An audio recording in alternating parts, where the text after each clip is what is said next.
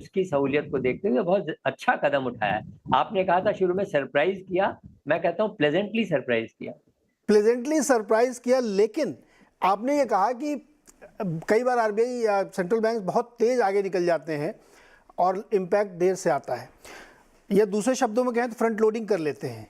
क्या आप मानते हैं कि ये कोर्स करेक्शन है, बहुत तेजी से आप बढ़े और अब आपको लग रहा है कि नहीं कुछ ज़्यादा हो गया? क्योंकि अगर आप सीपीआई को कैलकुलेट करें और फेड के मूव को कैलकुलेट करें तब भी 6.5% आपका रेट ज़्यादा है।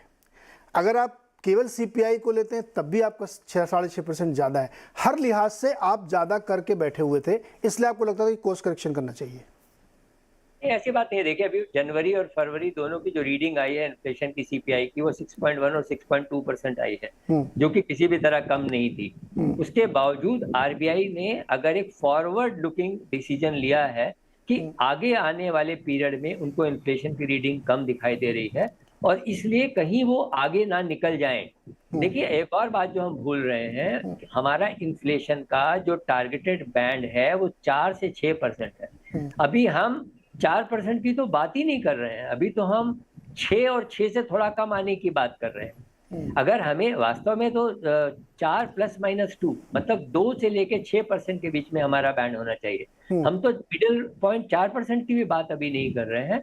वो करने के लिए आरबीआई को और क्या कदम उठाने पड़ेंगे। लेकिन कुछ लोगों का ये भी मानना है कि भारत जैसे देश के लिए 6% इन्फ्लेशन कोई खराब नहीं है। लेकिन वो छोड़िए, आरबीआई 4% का उनका मैंडेट है, 4 से कम रखने का या 4 के आसपास रखने का। तो उस हिसाब से उन्होंने कोई ज्यादा आगे नहीं निकले हैं। अभी हम फरवरी तक तो 6.2 पे थे, आगे आने वाले में कम आएंगे।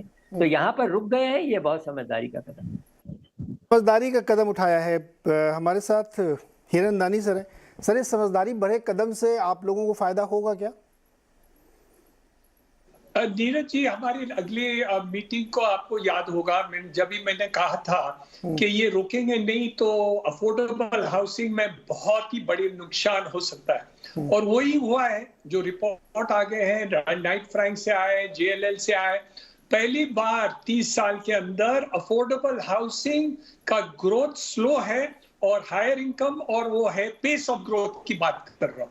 तो मेरे अंदाज से बहुत ही नुकसान हो गया है ये रेट हाइक के कारण। और आज के तारीख में हम देखें ये रुकते नहीं, तो मेरे अंदाज से the rate hike was causing inflation more than pausing inflation. तो this is something which is excellent, जो बहुत बड़ी बात, अच्छी बात हुई है। और I compliment the RBI governor's strong stand कि रेट हाइक को रुका दिया जाए। और आज मैं देखता हूं कि लोग जो उम्मीद करते थे, जिसके ओरिजिनली लोन और ईएमआई भरते थे on the basis of 6.2% interest rate जो बोरिंग करे, आज 8.25 हो गए। तो लगभग 25% उनका ईएमआई बढ़ गया है। 25% जो अफोर्डेबल हाउसिंग क्षेत्र में है उनको बहुत ही कठिनाई है। जो लोग 25,000 रुपए महीने के जो इंस्टॉलमेंट करते हैं, आज के तारीख में वो लगभग 40,000 तक पहुंच गया। तो मेरे अंदाज से वो it has become affordable housing has become unaffordable housing. तो इसलिए ये रोकना बहुत ही जरूरत रहा है। और मैं समझता हूं कि this is a very positive move on behalf of the government. और कुछ भी इंटरवेंशन करने की जो सपोज नीड भी हो जाए, so that must be done not by fiscal intervention by the governor in terms of rate hike, but by monetary intervention. Not by monetary intervention of the Reserve Bank, but fiscal intervention by the government of India. जैसे वो oil के ऊपर भाव कम कर दिया, या वो जो टैक्सेस उस पर है, to curb inflation. You cannot continue the rate hike beyond the point because capital investment आपका स्लो हो जाएगा, ग्रोथ स्लो हो जाएगा। और जो आप बोल रहे हैं कि जीडीपी ग्रोथ जो हम करना चाहते हैं, वापस लेके आना चाहते हैं, वो भी नहीं हो सकता। So overall the loss of interest rate hike और जो सपोज बढ़ जाए, तो मेरे अंदाज से RBI should not increase the interest rate, but fiscal intervention by the central government should be more appropriate in Niranjan sir, हाँ जी, हम सब लोगों को ऐसा लग रहा है कि ये परमानेंट पॉज है, लेकिन उन्होंने 3 बार ये बात कही कि ये सिर्फ इस पॉलिसी के लिए है। खैर, क्या आपको लगता है कि बैंक अगले 50 दिन में होम लोन कुछ कम कर देंगे क्या? हम किस बात के लिए इसको सेलिब्रेट करते? नहीं, सवाल सुनिए सर पहले। होम लोन वही उसी रेट पर रहेगा, वो जो 25-30% EMI बढ़ गई वो वैसे ही चलती रहेगी, ठीक है? तो रिलैक्सेशन कहाँ मिला, कैसे मिलेगा? लोग डर रहे थे जी, वो लोग डरे थे कि और भी बढ़ने वाला है। हाँ अच्छा, एक मिनट जरा निरंजन सर का ऑडियो थोड़ा सा गड़बड़ा। सर मैं दोबारा आता हूँ, ऑडियो ठीक कराता हूँ आपका, मैं दोबारा से आता हूँ। ये सवाल में एक मिनट जोशी जी आपसे ये सवाल मेरा है, ये वाला सवाल है कि क्या रेट कम होंगे, इसको मैं निरंजन से लूँगा। आपसे मेरा सवाल ये है, क्या नेक्स्ट 50 डेज में हम इस बात के लिए मुतमईन हैं कि इन्फ्लेशन नीचे आ जाएगा?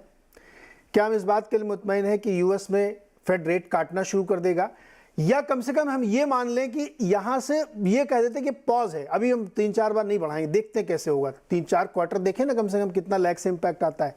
लेकिन वो तो उन्होंने कुछ कहा नहीं। और इन्फ्लेशन, आपको लगता है इन्फ्लेशन कंट्रोल्ड है? देखिए, जहां तक यूएस का सवाल है, उनमें वहां चांसेस रेट जो मार्केट है और जो फेड है उसके बीच में कॉन्ट्राडिक्टरी सिचुएशन चल रही है। फेड कह रहा है कि हम 2024 में रेट काटेंगे, मार्केट की एक्सपेक्टेशन है कि 2023 में ही कटने शुरू हो जाएंगे। तो मोटी मोटी कहानी ये है कि वहां पे जो एग्रेशन था वो अब धीरे धीरे खत्म हो रहा है जैसे जैसे फाइनेंशियल स्टेबिलिटी रिस्क बढ़ रहे हैं। तो एक तो ये एक तरह से रिलीफ है, मतलब क्योंकि सेंट्रल बैंक को रिएक्ट करना पड़ता है फेड की अगर एग्रेसिव रेट हाइक हो। और जहां तक डोमेस्टिक इकोनॉमी का सवाल है, तो अभी और अगले 40-50 दिनों में ये आपको पता चल जाएगा कि अप्रैल में मॉनसून की फोरकास्ट आएगी, फर्स्ट फोरकास्ट, जिसमें एल नीनो के बारे में बताया जाएगा। तो एल नीनो में सिचुएशन थोड़ा क्लियर होगी कि वाकई एल नीनो आ रहा है कि नहीं आ रहा है। एल नीनो का मतलब होगा कि एग्रीकल्चर प्रोडक्शन कम होगा और उसके साथ साथ महंगाई की दर, फूड इन्फ्लेशन पे ज्यादा प्रेशर पड़ेगा। तो कुछ इंफॉर्मेशन पॉइंट्स हैं जो आपको मिलेंगे। उसके अलावा आपको यह भी पता चलेगा कि आप महंगाई की दर को नीचे आने की तरफ देख रहे हैं, तो ये जो अगले मार्च का डेटा आएगा, अप्रैल का डेटा आएगा, इसमें महंगाई की दर कहाँ जाती है, वो उस एक्सपेक्टेशन पे जा रही है या उसके विपरीत जा रही है। तो ये सब इंफॉर्मेशन पॉइंट्स को एसेस करने के बाद वो जून में डिसीजन लेंगे मेरे हिसाब से। जी अबे जी, मार्केट क्यों हैरान हुआ, इसका जवाब मुझे बाद में चाहिए। पहले मुझे ये चाहिए कि ये जो मूव आरबीआई ने लिया है, आप मार्केट के पार्टिसिपेंट लोग कैसे देख रहे थे इसको? जी देखिए, कोई भी सेंट्रल बैंक है, आरबीआई नहीं, उनका मैंडेट दो है, एक ग्रोथ और इन्फ्लेशन। तो आइडियल सिचुएशन ये है कि आपका ग्रोथ हाई रहे, इन्फ्लेशन कम रहे, तो आपका जो रियल ग्रोथ है और वो बढ़ रहा है, देश की प्रॉस्पेरिटी बढ़ रही है, लोग अमीर हो रहे हैं, पर कैपिटा जीडीपी बढ़ रहा है।